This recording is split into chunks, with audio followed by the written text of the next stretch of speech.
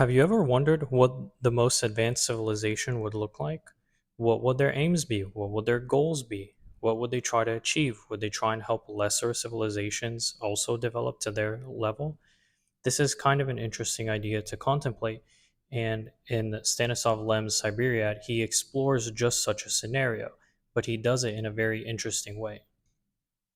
In one of the short stories in the Siberia, Stanislav Lem's character, a universal constructor named after von Neumann's constructors that he came up with theoretically, this character travels through space looking for just such a what they refer to as the highest possible level of development, or a civilization that's so advanced that it's at the highest stage of what civilization could achieve.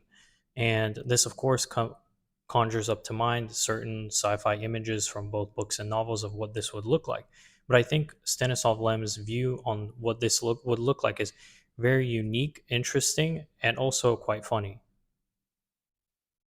So, how our character goes about finding this civilization is he looks for external phenomenon that would indicate to him that they've reached this high stage.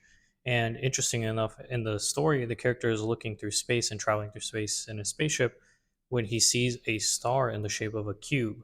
Now, to him, this of course suggests that whatever civilization lives in this solar system and on that planet corresponding to it, that they must be extremely advanced if they could change the material form of the sphere to a cube and still have it exist. So they must be very advanced. And then, of course, when he gets closer to that system, he ends up discovering that the planet is also in the shape of a cube. Now, this, of course, makes us wonder why in the shape of a cube and what's going on here. Why would they do that? What's the purpose of something like that? And but these things indicate to the character that he's reached this highly advanced civilization. So our character decides to go and land on this planet because he sees that they have absolute total material control, indicating they're very advanced.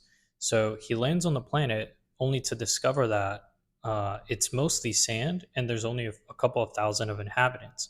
And what he discovers about the inhabitants is that a lot of them actually are just kind of not robots, and then not like biological forms, but kind of like some mix in between. And they're all kinds of different shapes. There's not like a standard shape that all the inhabitants are like.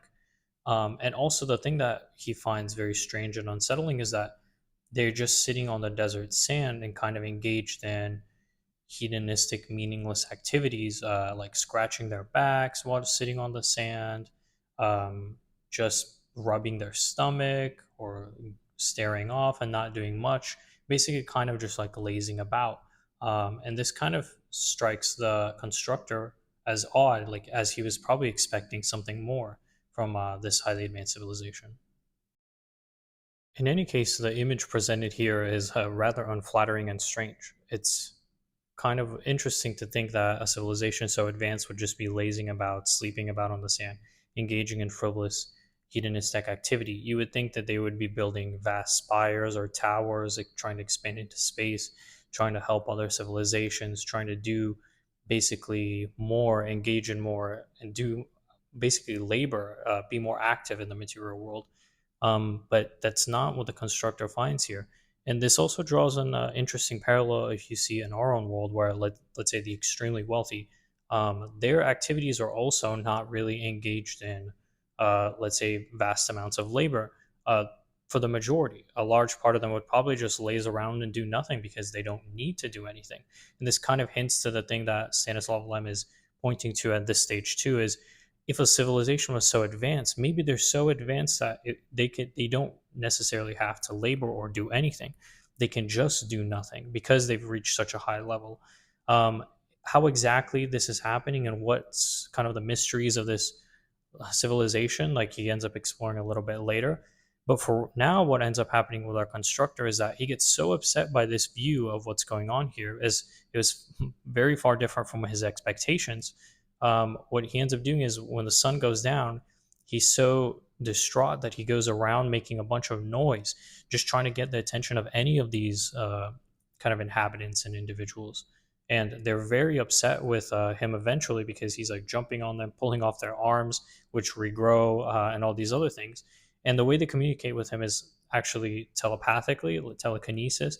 They speak directly in his mind, and he hears all of their voices kind of debating and discussing what they should do with him because he's being such a nuisance. They say, and it's kind of Stanislaw Lem is kind of humorous here because some of the characters, some of the individuals from the civilization say things like, "Oh, I'm trying to sleep," kind of alluding to like, "Oh, this character is sleeping," even though it's super advanced individual.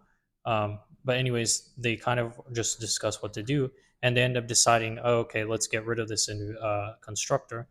So next thing he knows, it's like there's just a blank flash, and boom, the universal constructor is back in his spaceship, just extremely far away. He checks the coordinates of his spaceship, and he discovers that at the top speed of his ship, he's 6,000 miles away from where he was before on that planet. Um, so at this stage, kind of he's not sure what to do. He doesn't want to go back.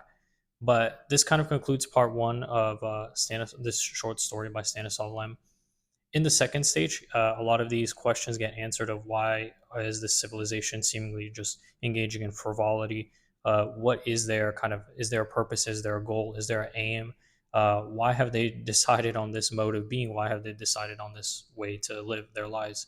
And these questions all end up getting answered in part two, which I will eventually cover. And with that, I hope you found that story interesting and maybe slightly funny. I really do suggest reading this story yourselves. Um, and with that, please like, comment, and subscribe. And let me know in the comments what you thought about this story.